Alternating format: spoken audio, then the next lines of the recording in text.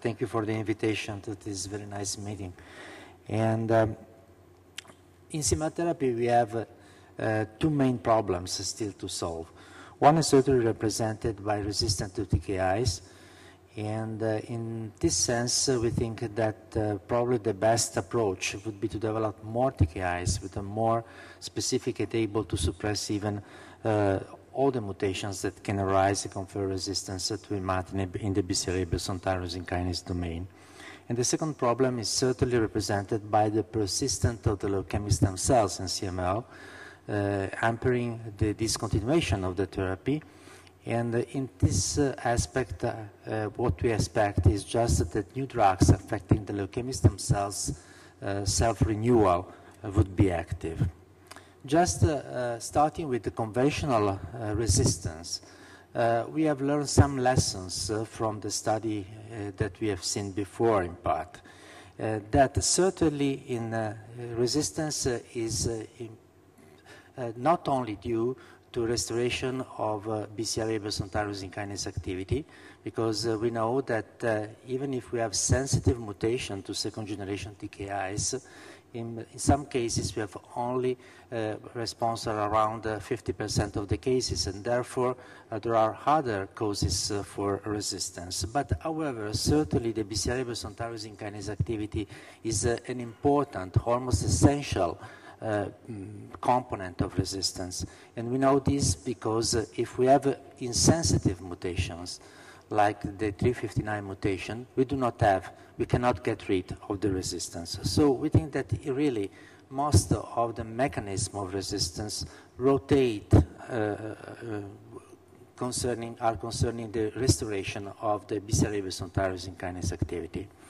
So the main factor for conventional resistance can, of course, be overcome only if we use more potent and even more specific TK inhibitors. And so what we aim is just to try to inhibit all the different types of mutants that we can have, and this can be achieved by using more potent, more selective inhibitors, or even combinations of these different TKIs. There are already some of these drugs, in part already available for clinical studies, like ponatinib, and there are also trials ongoing trying to combine different TK inhibitors. Ponatinib is the first results with this drug have been presented recently at ASH last year, and you see that this is a drug which is able to avoid and to fit better into the ATP binding pocket, but also to avoid the restriction caused by the presence of some mutations like the 359 mutation. And so it's very, very potent against an array of different BCR-ABL mutants. You may see that the concentration of 40 nanomolar is able to suppress almost the best known mutants of BCR-ABL, including the famous 359, and indeed the preliminary results that have been presented at ASH by Jorge Cortes clearly suggested that there is a very good activity, at least in the chronic phase CML, even in those cases characterized by the presence of the 359 mutation. As you may see in terms of not only of major but also of complete cytogenetic response, almost 100% of the cases of the 359 mutations responded. So, however, this most important problem concerning CML probably in the future will be the fact that we will not be able to discontinue the treatment, mainly because these patients are going to relapse, and so there is a problem also of cost of the disease. And this is due to the fact that we know that by inhibiting BCR-ABL tyrosine kinase activity, we're able to destroy most of the CML mature cells, but unfortunately we are not able to affect the early progenitor cells, which can survive even after inhibition of the BCR-ABL tyrosine kinase. And we do not know which are the causes of this phenomenon. We have several explanations, but for the moment the true reasons are still elusive. We know, however, that if we achieve a certain level of minimal residual disease that we can provisionally call a complete molecular response, which is an amount of residual disease below the threshold of 0.0032% of BCR Abelson. And if we leave this amount of residual disease very low for a quite long period of time, more than 2 years, if we discontinue the treatment, we have that approximately half of the patients do not relapse. They maintain a continuous, complete molecular remission for a quite long follow-up at the moment. And this is a proof of concept extremely important that has been recently published by the French group. However, there are several questions still pending. In particular, we do not know exactly how frequent is this phenomenon in imatinib-treated patients, why this is occurring in some patients and not in others.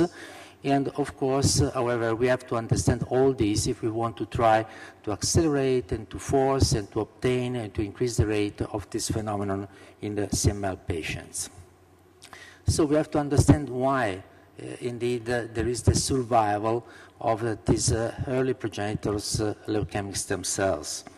And a recent hypothesis presented by the group of Brian Drucker is that growth factors are probably able to supply some sort of protection of the early progenitor pH-positive cells.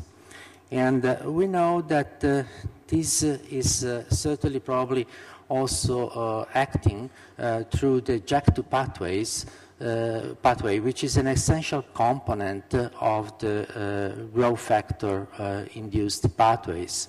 And therefore, this opens the possibility to combine in therapy JAK2 inhibitors together with the TKI inhibitor. And indeed, preliminary data in this sense have already been presented at ASH last year. Another problem that we are facing is that sometimes this protection due to the hematopoietic niche and therefore the interaction between the stroma and the stem cells is also induced by the TK inhibition.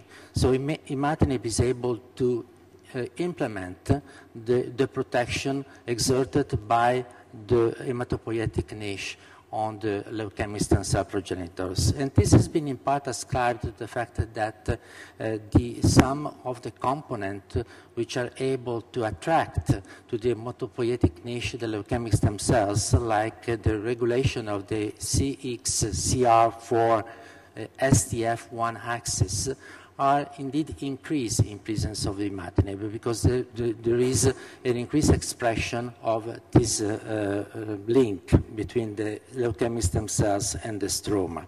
Therefore, one of the possible strategies should be, of course, the fact to interrupt this linkage, and this can be done in several ways.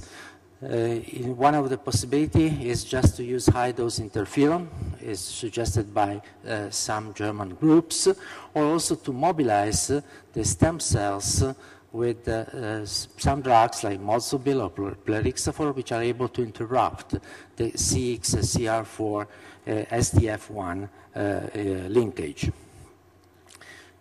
This suggests also another possibility that we must study better the hematopoietic niche and all the factors which are involved in the microenvironment protecting the leukemic stem cells. And we can also take advantage of the fact that there are specific characteristics of the hematopoietic niche, like the fact that there is a lower oxygen concentration. There is a gradient of oxygen concentration within the hematopoietic niche. And so another possibility to hit in a rather specific way the leukemic stem cells, we do not know how in an exclusive way, is just to use drugs which are activated by the hypoxia. And this is another possibility that we can envisage for the future. Just to be more specific, however, it's also important to consider that there are rather specific pathways which are activated in stem cells and that are mainly used to the self-renewals of these progenitors. These are the three main pathways, the notch pathways, the hedgehog pathways, and the WNT or Wnt pathway. As you may see, these pathways are cross-talking between them, and they activate a number of other more generic genes, but their mechanism of action is really strictly involved with the cell maintenance of the stem cells. The first and probably best known pathway is the hedgehog pathway. You may see that the mechanism of these pathways are really similar in the sense that there is a receptor, in this case the small receptors, which are inhibited, and when they are left free, they can of course translocate an internal transcription factor, in this case GLI1, to reach the nucleus and to transcribe a number of genes which are important for the cell maintenance of the cells. And indeed, we know that there are now several drugs, like this one by Novartis, LDE225, which are able to block the hedgehog pathway.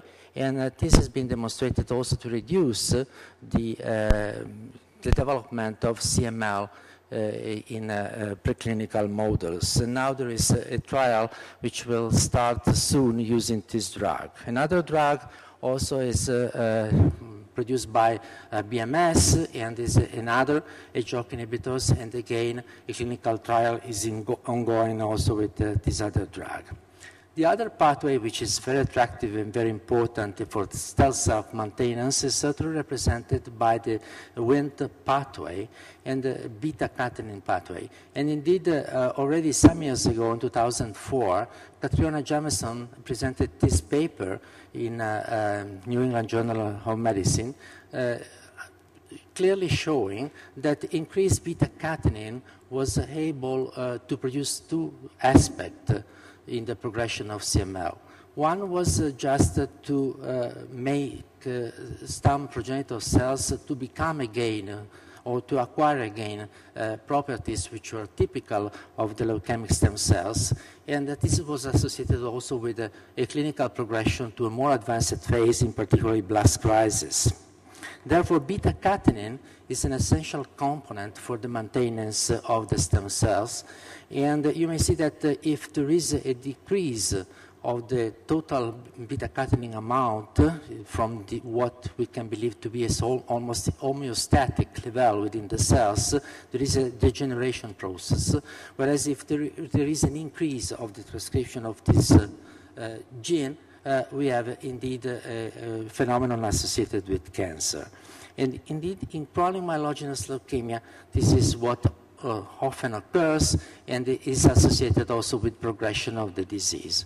You may see that the system of the WNT is again quite similar to what we have seen with the hedgehog. There is a ligand, a receptor, and a transcription factor which is blocked or free to reach the nucleus and to transcribe other genes. What we have to do is just try to block the beta-catenin into the cytoplasm. This can be achieved in different ways.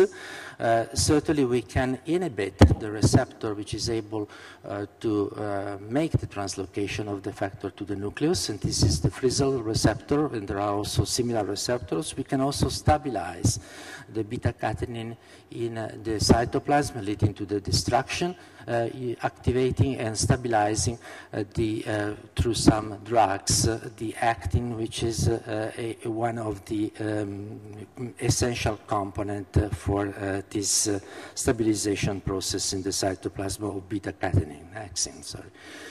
Notch signaling is the third pathway. You may see that again there is, in this case, a ligand associated with the cell, a signaling cell, which is able, however, to activate the receptor, which in turn, through the action of two cleavage enzymes, the gamma secretase and metalloprotease, is able to free a transcription factor whose migration to the nucleus is able to activate a number of genes.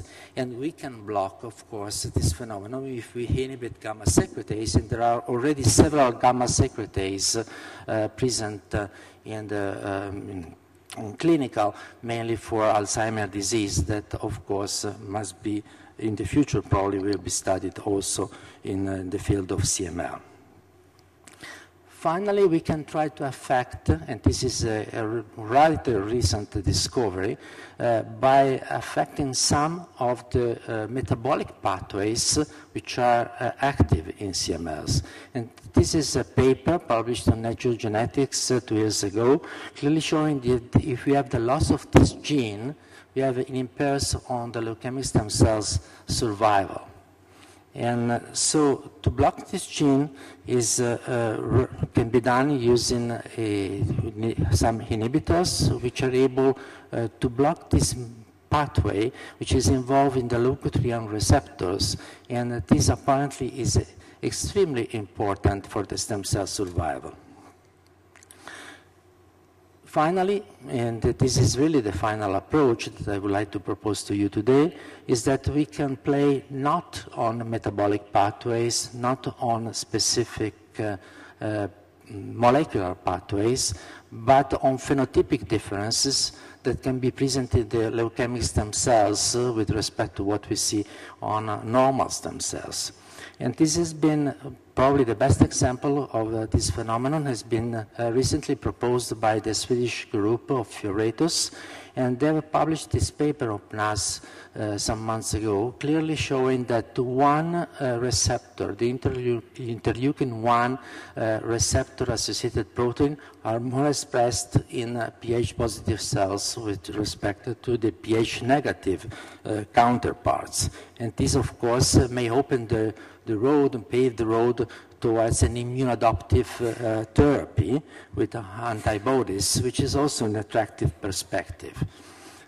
And this is really my final possibility. We have heard this morning that there is a possibility to use also vaccination strategies against several antigens like WT1, but I think that another very attractive antigen, of course, is represented by the fusion between BCR-ABL, and there is, with some peptides, there have been several attempts of this type of trials, and here is the picture, the one that we are pursuing now in Italy and led by Monica Bocca. The results of these trials, however, are not yet available, only partial data are so far available, and in the future we will see if this is successful.